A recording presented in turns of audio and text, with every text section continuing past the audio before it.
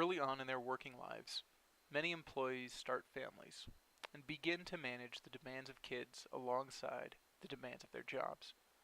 As employees age at work, though, their life demands change. Workers' parents eventually get older and require a different kind of support from their busy working age children.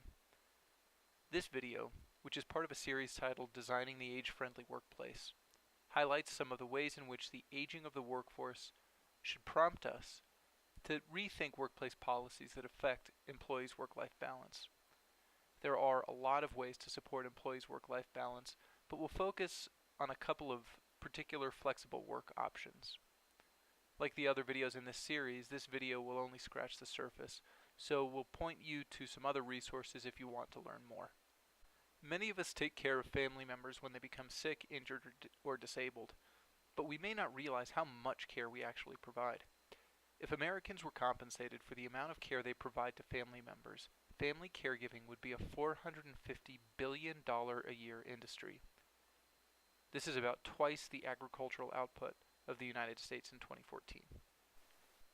Family caregiving is a particularly important issue for baby boomers, who are currently in what some people call the sandwich generation. Many baby boomers are caring for elderly parents and for children who are either in college or recently out of college. The financial resources and the amount of time these sandwiched boomers devote to their families means that they need to be generating income and taking enough time to do what needs to get done. Some employers are looking to flexible work options as a potential solution to help workers seek better work-life balance. Flexible work options is just a catch-all term for policies that make it easier to get work done from different locations or to get work done during non-traditional working hours. Setting these policies up can be a big process involving people from human resources, legal professions, as well as supervisors and employees. So before you begin planning to develop or planning to promote this sort of approach, please make sure that you know what you're getting into. There are two main buckets of flexible work options.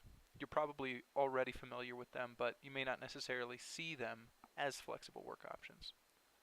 Telecommuting, and in the health field, telehealth, are becoming increasingly important ways to get work done. Developing telecommuting policies can enable workers to work from home or from a coffee shop or wherever, as long as they continue to get work done. Phased retirement is another type of flexible work option.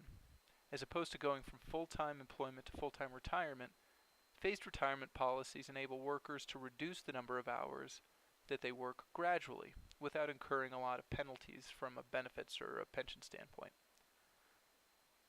Both have limitations, to be sure. Telecommuting isn't always an option, especially when a worker needs to be providing health services or food services to patients in a hospital.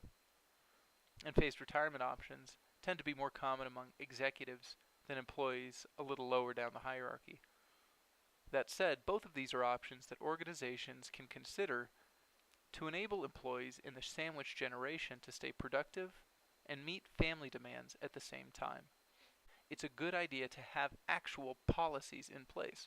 Formalizing these flexible work relationships makes things clear between supervisors and employees.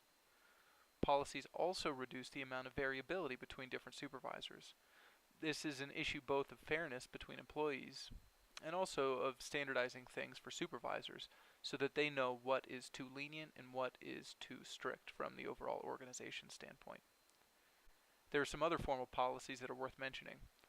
Some of these are being used in Europe, where population aging is impacting the economy more directly than in the United States at the moment. But as long as you abide by your own internal policies as well as the applicable laws, there's no reason why your organization can't experiment with some of these policies as well. Paid parental leave is sort of like paid maternity leave or paid paternity leave when workers have kids of their own. Paid sick days support employees' work-life balance, and there are also policies that have been developed to prevent discrimination against workers who have family responsibilities. You can find a lot of resources online related to flexible work options, including examples of policies. But one resource worth checking out is the Boston College Sloan Center for Aging and Work. You can go right to their homepage and click on a link to learn more about flexible work options.